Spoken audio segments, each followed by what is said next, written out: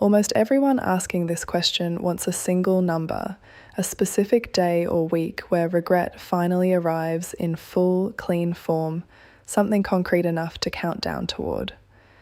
That number doesn't exist, and anyone offering one is guessing rather than describing anything grounded in how this process actually tends to unfold. What does exist is a fairly consistent, fairly well-documented sequence, a timeline with real, identifiable phases, each one shaped by different psychological mechanisms, each one producing a different quality of regret if it produces regret at all. Understanding this actual timeline, phase by phase, offers something considerably more useful than a single, longed-for date, an accurate map of what tends to happen, when and why, along with an honest account of where that map's usefulness actually ends. This exploration is going to walk through that timeline in order, from the earliest hours following a rejection or a breakup through the months and years that sometimes follow, describing what tends to happen psychologically at each stage, why it happens on roughly that schedule rather than sooner or later, and what each stage does and doesn't reveal about whether genuine, lasting regret is actually developing underneath it. Anyone listening who has found themselves counting days, weeks, or months since an avoidant partner's rejection, wondering when, if ever, regret might finally arrive, deserves an honest, detailed account of this process rather than a comforting guess, along with a clear understanding of why this timeline was never actually meant to function as something to wait by.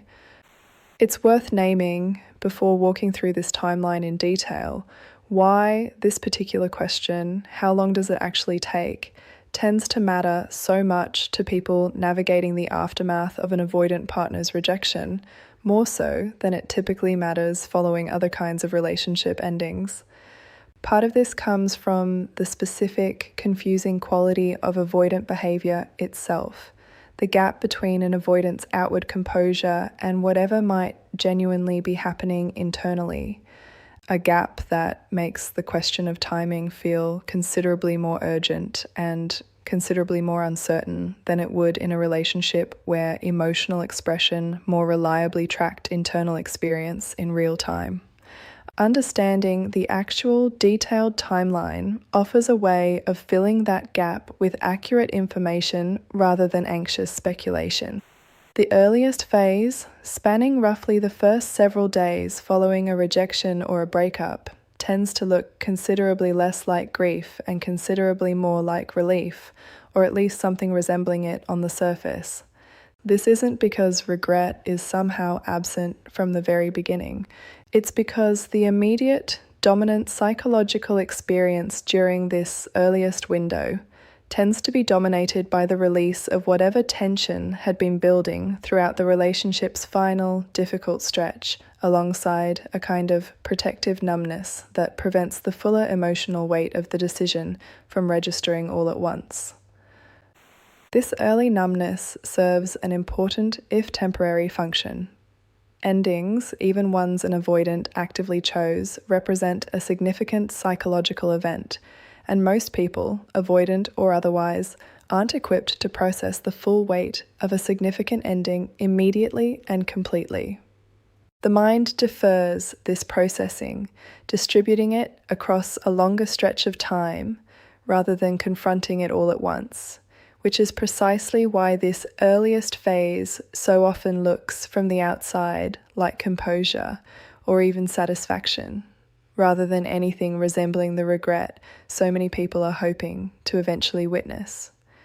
It's worth naming clearly why this earliest phase gets so frequently misread, both by the person who was rejected and sometimes by the avoidant themselves. It's worth adding too why this specific misreading tends to cause such significant additional pain for the person on the receiving end of it, beyond the pain of the rejection itself. Witnessing an avoidant's apparent calm or apparent relief during these earliest days, while still processing one's own acute grief, can produce a particularly isolating, doubly painful experience, compounding genuine heartbreak with the additional, corrosive fear that the relationship perhaps never mattered as much as it felt like it did. This fear deserves direct, clear address. As this exploration has already established and will continue to establish throughout its later phases, this earliest composure reflects timing and protective psychological mechanisms considerably more than it reflects the actual ultimate significance of what was lost. It's simply too early during this specific window for that significance to have registered fully yet. A timing mismatch that says nothing reliable about how much the relationship will eventually turn out to have mattered once enough time has actually passed. The apparent calm during these first several days isn't evidence that the decision was correct, isn't evidence that no deeper feeling exists underneath it, and isn't evidence that regret will never eventually develop. It's simply evidence that the earliest psychological response to a significant decision tends to be protective distance rather than immediate, full emotional reckoning, a pattern that holds true across most people generally, and that tends to be especially pronounced in avoidance specifically, given how much of their entire psychological structure is already organized around delaying and minimizing exactly this kind of difficult emotional processing.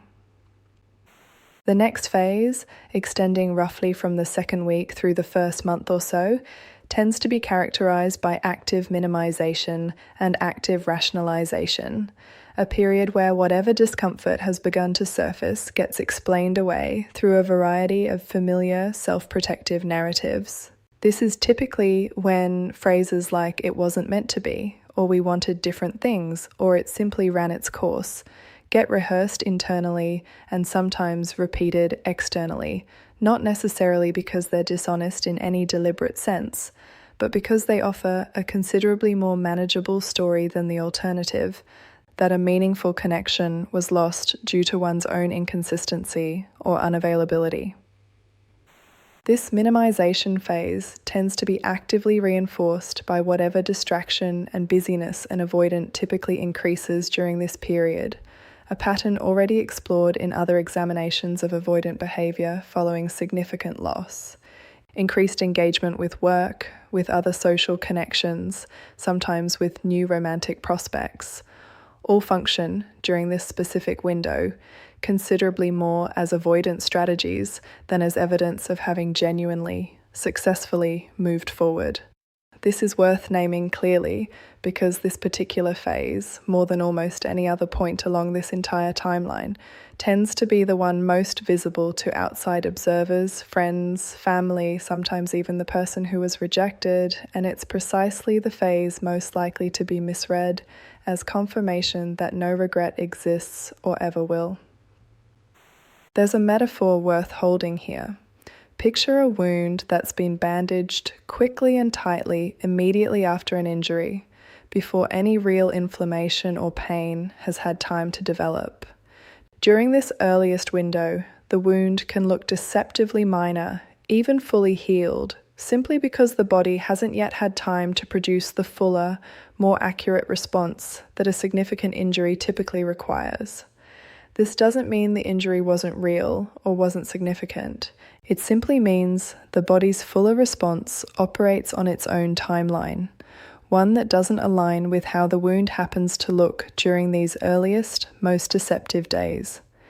This is close to what's actually happening during an avoidance earliest minimization phase, a deceptively composed exterior that doesn't yet reflect the fuller, more significant response still developing underneath it, largely because that fuller response simply hasn't had time to fully form yet.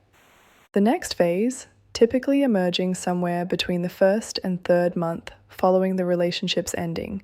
tends to mark the first genuine cracks in this earlier minimization. Though these cracks usually remain private, rarely communicated directly to the person who was rejected. This is typically when small, specific memories begin resurfacing with unexpected, disproportionate emotional weight, ordinary moments that felt unremarkable while they were actually happening now, carrying a kind of significance that catches the avoidant off guard. This is also typically when the earlier, confident narrative from the minimization phase starts requiring more active effort to sustain, since lived experience during this period increasingly contradicts it. This phase tends to coincide with something worth naming specifically, the point at which an avoidance attempts at distraction and busyness begin producing diminishing returns.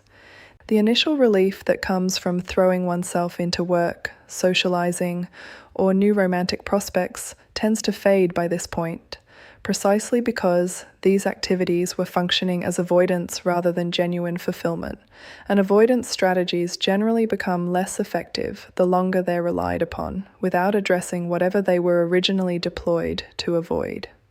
This is often when the first genuine comparison begins in earnest, an avoidant noticing with growing discomfort that new connections or renewed focus on other areas of life simply aren't producing the same sense of meaning or satisfaction that the previous relationship, despite its difficulties, actually provided.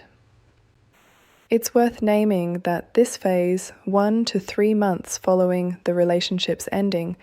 tends to be where genuine, if still largely private, regret first begins to take shape, distinct from the more superficial, composed narrative of the earlier minimization phase. This regret, at this stage, still tends to remain internal, rarely acted upon or even fully acknowledged consciously, but it represents a genuine shift from the earlier phases, the beginning of an honest confrontation with what's actually been lost, rather than continued reliance on comfortable, protective narratives designed to avoid that confrontation entirely. The next phase, typically spanning from around the 3rd month through the 6th or 7th month, tends to represent the period of most intense, most difficult regret across this entire timeline, assuming regret develops at all. This is typically when the private cracks that began emerging in the previous phase deepen into something considerably harder to manage or dismiss, a persistent, often quite painful awareness that the relationship's ending may have been a genuine mistake, or at minimum, that whatever replaced it hasn't delivered whatever relief or improvement was originally expected. This phase tends to be marked by a specific, recognizable quality of retrospective idealization, memories of the relationship becoming considerably more vivid and considerably more positively weighted than they were during the relationship's actual lived experience, a pattern already explored in other examinations of avoidant psychology following significant loss. It helps to name a few specific, observable markers that sometimes surface during this particular phase, visible even to people outside the avoidant's immediate awareness, because these markers offer concrete, additional confirmation of what's actually happening internally during this specific stretch of the timeline. One common marker involves an uptick in references to the previous relationship during ordinary conversation with friends or family, mentions that arrive more frequently and with more noticeable emotional weight than anything offered during the earlier minimization phase, sometimes surprising the avoidant themselves with how readily these references surface once this phase has genuinely begun. Another common marker involves visible dissatisfaction with whatever has replaced the relationship, whether that's a new romantic connection or simply a return to single life. A persistent, if rarely articulated directly, sense that neither option has produced the improvement or relief that was originally anticipated when the relationship first ended.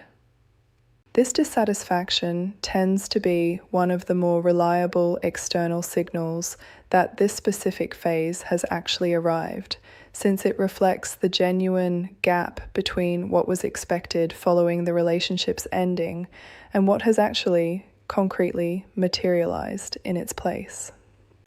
A further marker, somewhat harder to observe directly, but sometimes visible through secondhand information, involves changes in how the avoidant discusses their own role in the relationship's ending,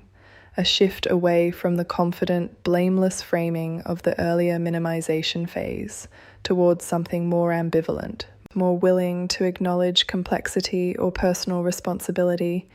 even if that acknowledgement remains partial or inconsistent.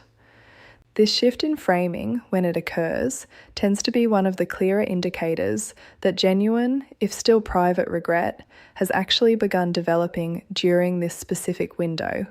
rather than the more superficial, composed narrative that characterized the earlier months. This idealization isn't necessarily inaccurate in every detail, but it does tend to smooth over difficulties that were genuinely present during the relationship itself, producing a somewhat distorted, though genuinely felt, sense of having lost something close to perfect. This is typically the phase where, if any active attempt at reconnection is going to occur, it tends to occur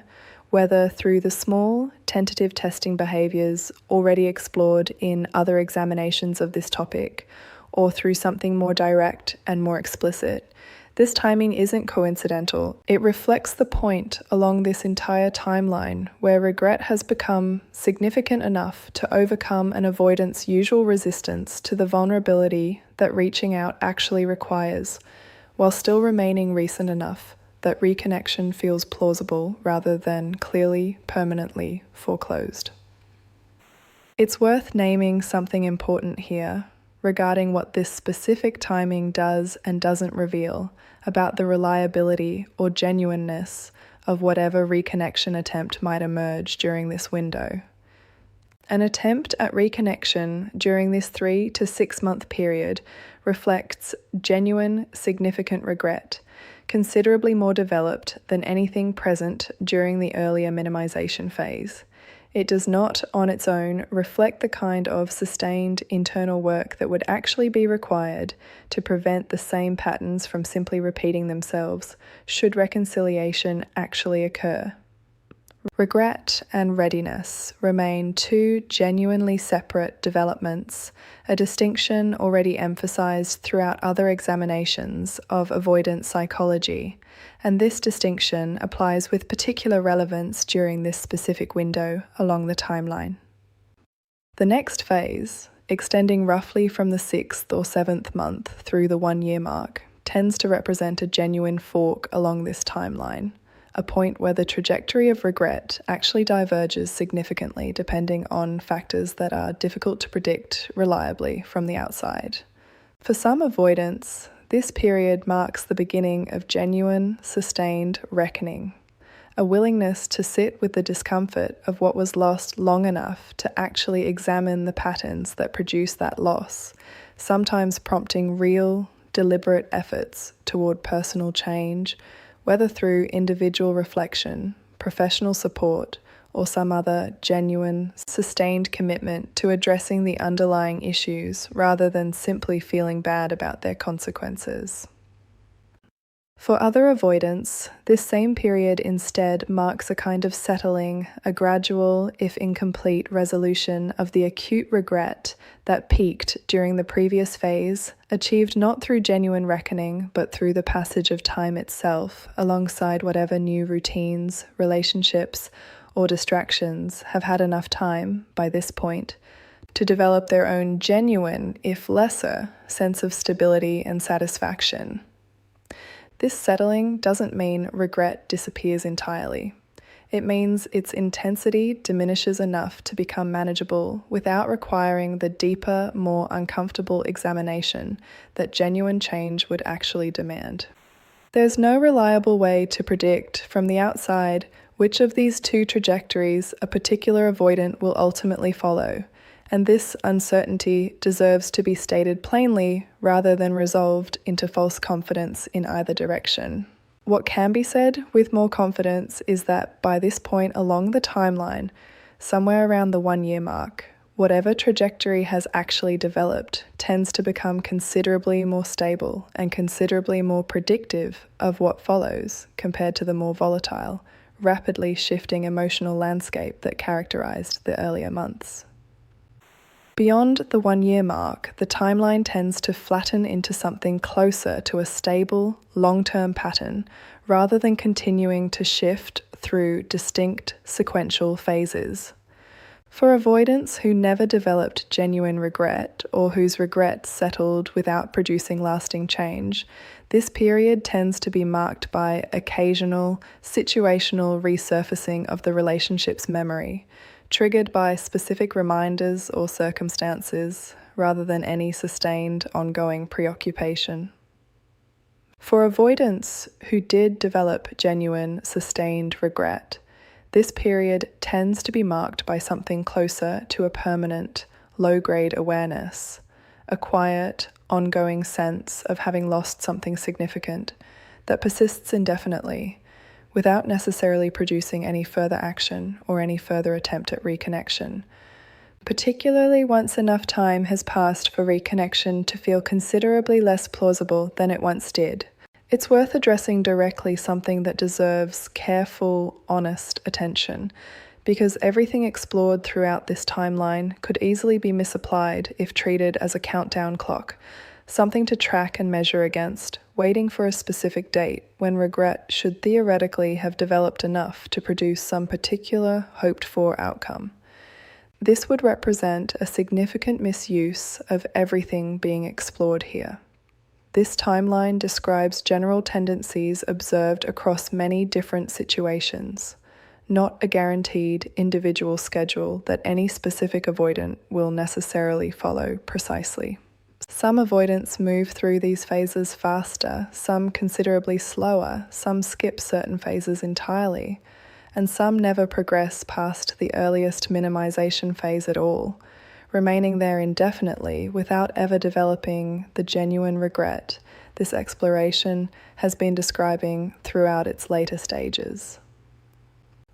This means using this timeline as a basis for ongoing monitoring, checking in with oneself repeatedly to assess whether enough time has passed for regret to have theoretically developed tends to serve one's own well-being considerably less than simply building a full, independent life that doesn't depend on tracking someone else's internal timeline at all. It's worth naming several specific factors that tend to speed up or slow down this general timeline considerably, because recognizing these factors helps explain why any two situations, even ones involving similarly avoidant partners, might unfold according to noticeably different schedules. One significant factor involves the relationship's overall length and depth, since longer, more deeply established relationships generally take considerably longer to move through each of these phases than shorter, less established ones, simply because there's more accumulated history and more significant disruption to process at every stage along the way. Another significant factor involves who actually initiated the relationship's ending. Avoidants who did the rejecting themselves tend to move through the earliest minimization phase somewhat more slowly than avoidants who were rejected by someone else first, since having made the decision themselves initially provides a stronger, more convincing justification to lean on before that justification eventually starts to crack under the weight of lived experience. Avoidants who were rejected first, by contrast, sometimes move through minimization more quickly, precisely because the absence of having made an active choice removes one of the more comfortable narratives available for explaining away the loss. A further significant factor involves whether a new relationship or significant distraction becomes available relatively quickly following the ending. The presence of a genuinely engaging new connection or a significant, absorbing life change can meaningfully delay the deeper phases of this timeline, sometimes for a considerably longer period than would otherwise be expected, simply by providing an unusually effective, sustained distraction from whatever discomfort would otherwise be building underneath it. This delay doesn't necessarily prevent regret from eventually developing, but it can push its timeline back substantially, sometimes by months or even longer, compared to situations where no such distraction happens to be available. A final significant factor involves the specific severity and rigidity of the avoidance underlying attachment patterns. Avoidants whose patterns are more moderate, formed through more recent or less severe early experiences, tend to move through this entire timeline somewhat more predictably and somewhat more completely than avoidants whose patterns are more severe or more deeply entrenched, who may remain stuck indefinitely in the earlier minimization phase, never developing the fuller, more genuine regret this exploration has described in its later stages, regardless of how much time actually passes.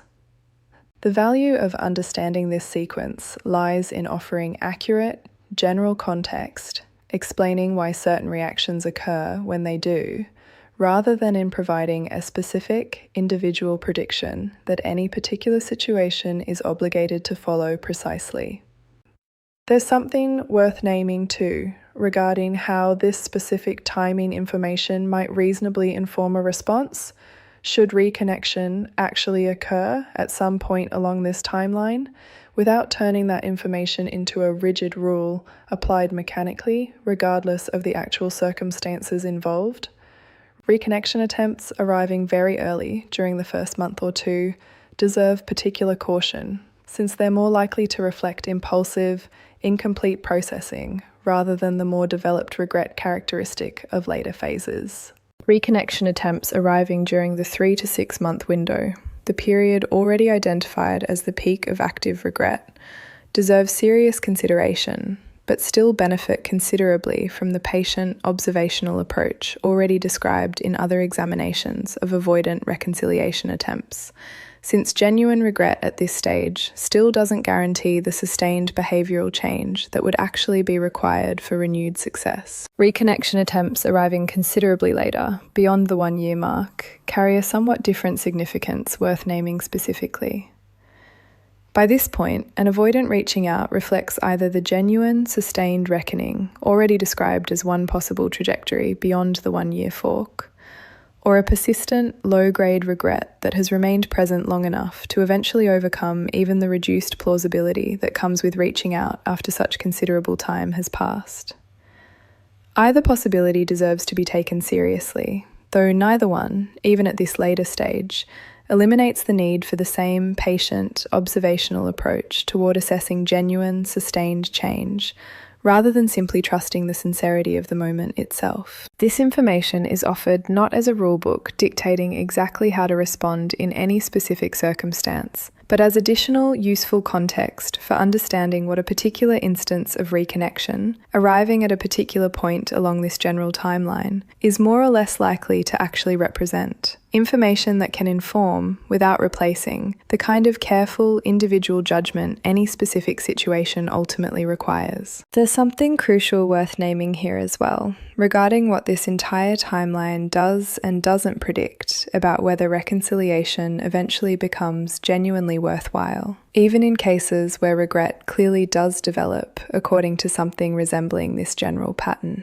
Genuine regret, however deeply and however sincerely felt at any point along this timeline, still doesn't guarantee the kind of sustained behavioural change that would actually be required for a renewed relationship to succeed differently than the one that originally ended. This distinction, already emphasised throughout other examinations of this topic, deserves restating here with particular clarity. Precisely because a detailed timeline like this one can inadvertently create an impression of precision and predictability that extends further than the evidence actually supports. There's something worth turning toward now that centres entirely on the person who was rejected, rather than on the avoidant's internal timeline of regret.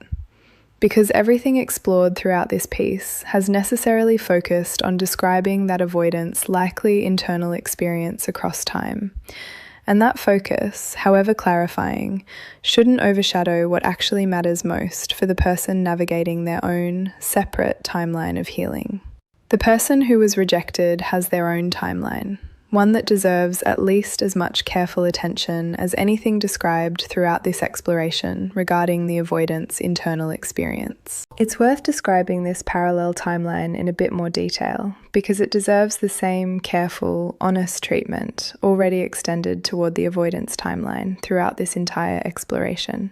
In the earliest days following a rejection, the person who is rejected typically experiences something close to acute shock or acute grief, considerably more intense and considerably more immediately felt than the protective numbness often characterizing the avoidance earliest experience during this same window. This asymmetry, one person's acute pain arriving immediately while the other's regret develops slowly over months, deserves acknowledgement as one of the more genuinely unfair aspects of loving and losing an avoidant partner. An unfairness worth naming honestly, rather than glossing over in service of a tidier, more balanced narrative. Over the following weeks and months, the rejected person's own healing timeline typically involves its own distinct phases.